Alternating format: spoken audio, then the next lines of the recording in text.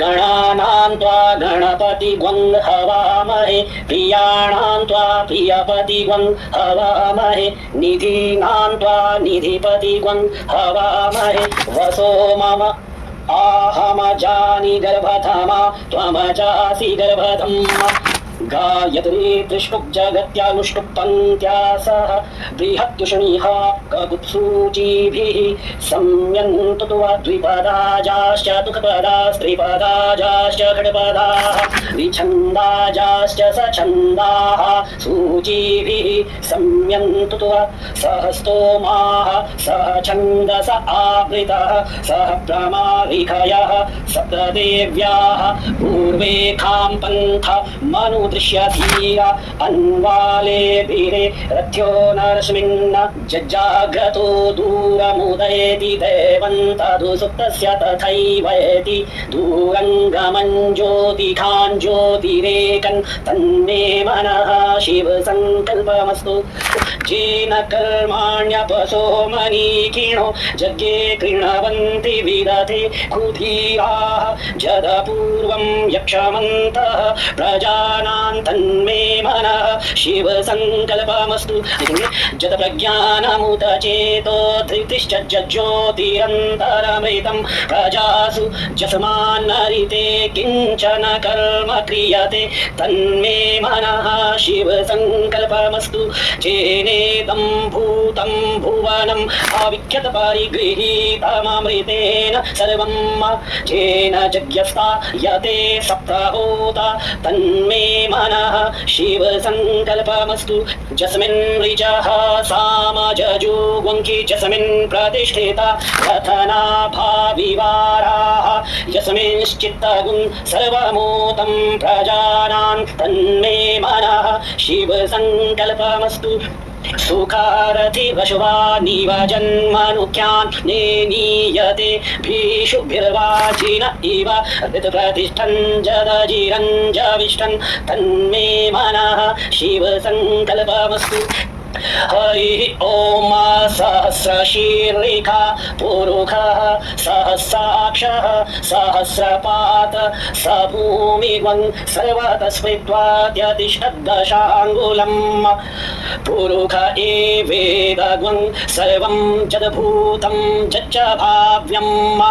उतामृतत्वशेषानो जदन्नेना तिरोहति एतावानस्य महिमा तो जायाश्च पुरुखः पादोऽस्य विश्वा भूतानि त्रिपादस्यामृतं दिवि त्रिपादूर्ध्व उदेत् पुरुखः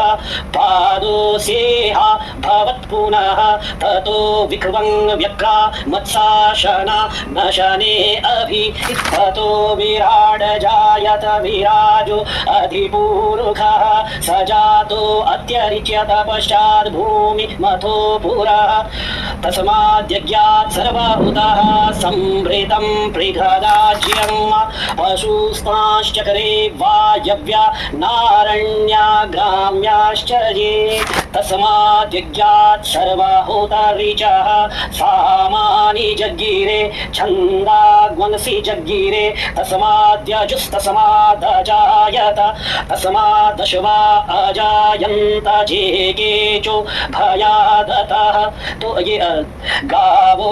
जज्ञिरे तस्माज्जाता अजावयः इव तं यज्ञं बर्हिः प्रोक्षन् पुरुखं जातमग्रतः तेन देवा अयजन्त साध्य ऋखयश्च जे जतपुरुखं व्यदधुः प्रतिधा व्यकल्पयन् मुखं किमस्यासीत् किं बाहु किमूरुपादा उच्येते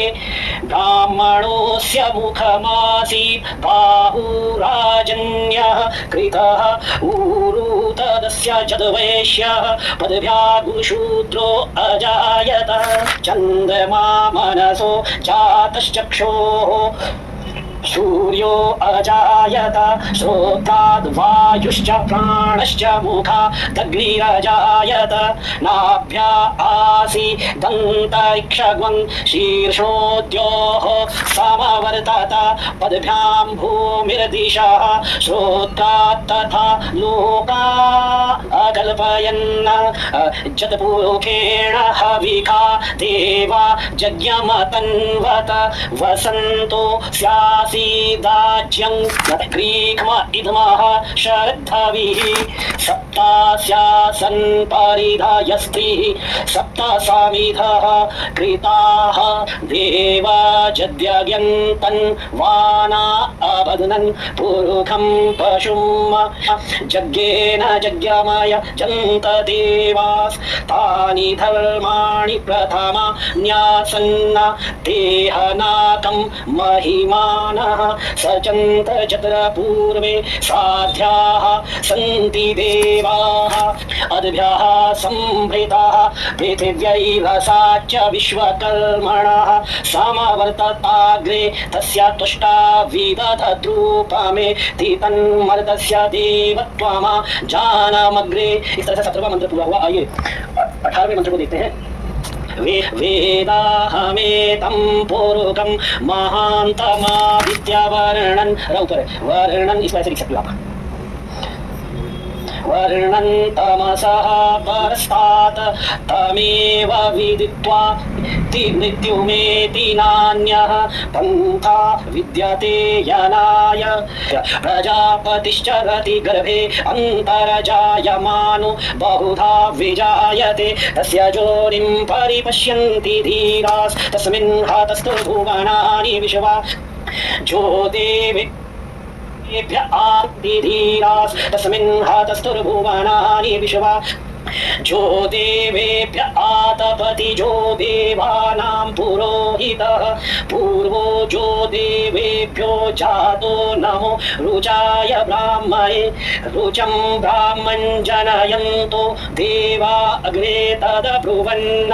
यस्त्वयेवं ब्राह्मणो विद्यात् तस्य देवा असन्वशे श्रीश्च ते लक्ष्मीश्च पत्न्या बहोरात्रे पार्श्वे नक्षत्राणि रूपमश्विनौ व्यातं इष्णन्निखाण मुम्म इखाण सर्वलोकं इखाण हरिः ओम्।